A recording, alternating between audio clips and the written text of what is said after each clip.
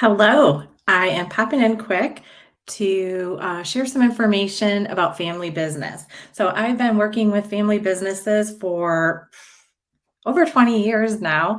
And what I find myself working with so many clients with lately is helping them clarify just around four key questions. So often in family business, there's high friction. There could be a lot of conflict, a lot of confusion. And usually, what I find is, and drop me a line if you're seeing this. I'm honestly, this is the first time I'm going live on LinkedIn. So I hope that people are seeing it. So I would love to have you say hi or let me know if you're seeing this. But anyway, I love to keep things simple. The world's so complicated, and family business can be complicated. And again, there can be high friction. And I'm happy to say that I've been helping families and others move through high conflict communication, and I've never lost control of a conversation yet. But have the conversations before it gets to that level, please. But what I find, particularly when it's time for the now generation to start transitioning to the next generation, or even when that next generation starts entering the business, uh, the friction can elevate because the family hasn't had the conversations to clarify in word and deed. So actions need to match the conversations that you've had, and it's also good to document the answers to these four key questions. But here are the four key questions. Without further ado, again, I like to create things that are very simple. Everything gets too complex. So most of the conflict, the frustration, um, the unanswered questions, the uncertainty boiled down to families have not answered these four key questions, and it just causes strife and uncertainty, and sometimes conflict. So the first question to answer is, who is working in the business? And please, for all four of these, don't stay in the world of assumption, because the answer to this needs to also be like, who's working in the business and who wants to be working in the business. Too often in family business, I find that there's just an assumption that the next generation wants to come in, or the next generation wants to run the business. And sometimes it's not just working in the business, but where do they want to work in the business? Where can their gifts, their skills best serve the organization? So where can you tap into their strengths? And it might not be in running the business.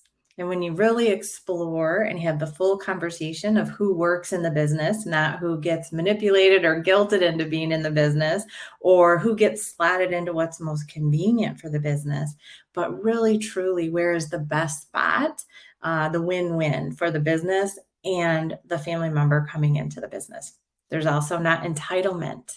Please don't come from a place of everyone gets to work in the business. I do recommend that you have people work their way into the business. Make sure that they're, you know, bringing value and working for being in the business. All right, so that's the first one. Who's working in the business? And again, there's not entitlement and there's not requirement. So you don't have to work in the business, and you don't just get to work in the business. And again, have those conversations so that you're using all the information about where is the best fit for someone who is going to choose to be in the business. The next thing is, who's making decisions for the business? Now, a minute ago, I talked about in word and action, and this is one where I do often see some hiccups. So there can be stated decision making. The now generation may give the next generation or other family members along the family tree who are entering the business in word decision making power, but in action, maybe they're taking back the authority. Maybe there's decisions happening, but you don't actually get to see them come to fruition. So, again, this requires full communication about and release of control. So, autonomy. So, is someone actually getting authority for decision making? And do they also get to see those decisions come to fruition? So, who in the business gets to make decisions? And that might be decisions for the business as a whole or for some element of the business. So, be clear about all of that. But that's the second key question that you want to answer for your family business. The third is, who owns the business? Questions, by the way, you want to answer for now and the future. So, who owns the business might be very clear for right now, but in the future, who will own the business? This can get really mucky as well. I've seen times when leaders in a business who are not family, there's an assumption or maybe even some talk of, but without locking it in, that they'll have some ownership in the future. But so get clear about who owns the business now and who will own the business in the future. Again, you want to have the conversation. You want to come to a good, meaningful decision about who will own the business, and then it needs to get locked in. Because if it's just words and something happens and it's not documented somewhere and formalized, it's not what's going to happen with the business, and it can get messy. So do the thing, have those tough conversations, and then make sure to lock in those conversations, formalize them.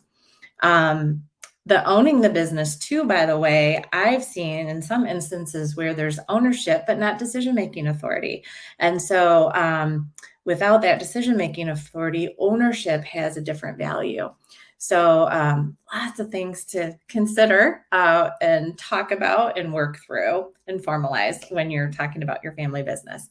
The fourth question is, who financially gains from the business? Now, this is different from working in the business and getting some kind of pay. Although I've certainly seen times when sometimes a family member works for the business, but they're kind of tucked away or maybe not actually, adding value. So that one can kind of still be like who gains benefit from the business. But the financial benefit of the business is someone who, so it can be someone working in the business who, in addition to what they're making as an employee of the business or for working in the business, gets additional benefit in some financial way. Or it can be someone who owns the business and is gaining financially, or no ownership, no working, there's just financial benefit.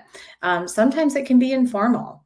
There's just kind of money scooted over to help people with, rent or trips or cars or those kinds of things. But have the conversations, make informed decisions about what makes sense for the business, and formalize and lock in and document the decision. So let me recap very quickly the 4 key questions that you want to answer now and for the future for your family business. And I do recommend have someone help you through these if you have any difficulty, because what I find very often, family businesses will tell me, oh, yeah, we get along great, no conflict, everything's wonderful.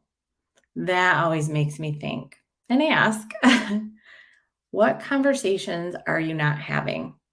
This isn't about driving conflict, but it's just almost always having true, authentic conversations around these topics is uncomfortable, regardless. There's almost always some kind of something that you're a little nervous to share, or again, where one party in the conversation is maybe making assumptions that aren't aligned with truth. And so it's almost always uncomfortable. And so I use the term conflict very, very loosely. Conflict can just be internal conflict. Like, I'm uncomfortable having this conversation, sharing this information. I'm afraid of how they're going to react. I'm afraid of what they're going to think of me. And all up to the point where there is actual conflict and things can go very awry. Anyone who works with family businesses knows that, sometimes they're not having holidays anymore because there's so much conflict that has come up as a result of the business. But so I do encourage you, have someone help you walk through these conversations, just facilitating. Find someone like myself. I'm happy to, contact me if you want some help with this, but I don't have skin in the game. I'm not going to push you in any one direction in any way, shape, or form.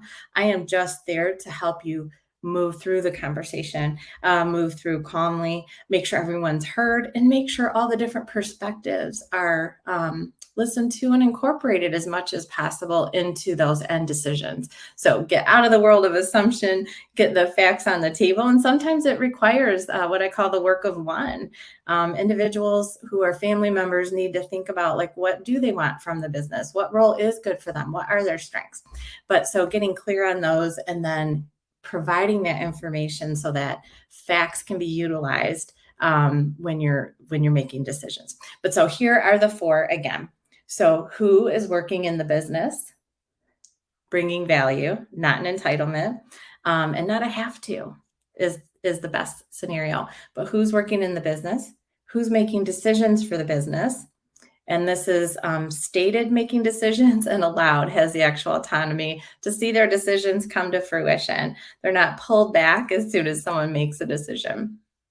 A third is who owns the business. And do they own and have decision-making power, or do they just own?